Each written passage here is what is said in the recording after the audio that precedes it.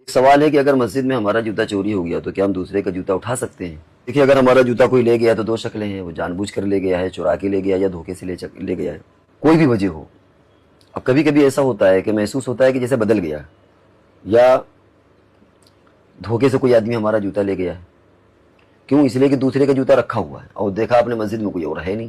تو زیادہ چانسز اسی کے ہیں کہ ہو سکتا ہے کہ وہ ہمارا لے گیا اور اپنا چھوڑ گیا ہو۔ اور کبھی ایسا ہوتا ہے کہ آدمی اچھا لے جاتا ہے اور گھٹیا چھوڑ جاتا ہے۔ بہرحال کوئی بھی شکل ہو، دوسرے کا جوتا پہننا جائز نہیں ہے، کیونکہ یقین سے نہیں معلوم کہ جس بندے کا جوتا چھوٹا ہوا ہے وہ واقعی ہمارا لے گیا ہے کہ نہیں لے گیا۔ ایسا ہو سکتا ہے کہ اس کا بھی جوتا چوری ہو گیا اور وہ ننگے پر چلا گیا ہو، کہ ہم کیوں کسی کا جوتا اٹھائیں اور اس کے رکھے ہوئے ہیں، حالانکہ وہ خود بیچارہ مظلوم تھا۔ تو اس لیے چونکہ یقین سے نہیں معلوم، اس لیے شرعی نقطہ نظر سے کسی کے دوسرے کا جوتا پہننا درست نہیں ہے۔ البتہ حرمین شریفین میں جہاں یہ یقین غالب ہے، ظن غالب ہے، یقین ہے کہ یہ جوتے پھینک دیے جائیں گے، اور وہ ایک خاص طور سے جہاں جوتے چپل یعنی جہاں وہ حرم کا وہ ختم ہوتا ہے ایریا، حرم کیا وہ صحن وغیرہ، تو وہاں اتنی چپلیں پڑی ہوتی ہیں کہ اگر تھوڑی دیر میں انہیں نہ اٹھایا گیا تو وہ مشین آئے گی، یا یہ کہ وہ وہاں کے کام کرنے والے بورے بھر کے لے جائیں گے، ان کو پھینک دیا جاتا ہے۔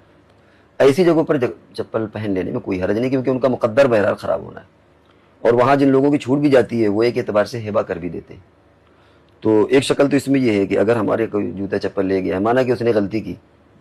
تو نیت یہ کر لے کہ اللہ ہم نے اس کو مباح کر دیا۔ ایک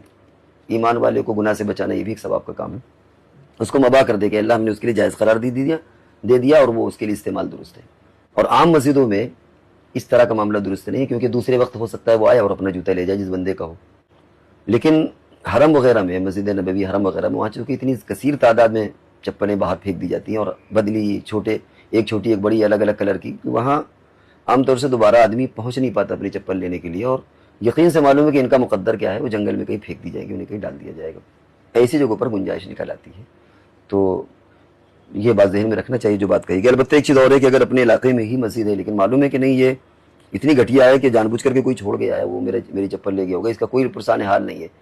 اور آپ نے ساری مسجد میں کھنگال بھی لیا، باتھ روم بھی دیکھ لیا، ہر جگہ کہ کوئی بندہ بھی نہیں ہے،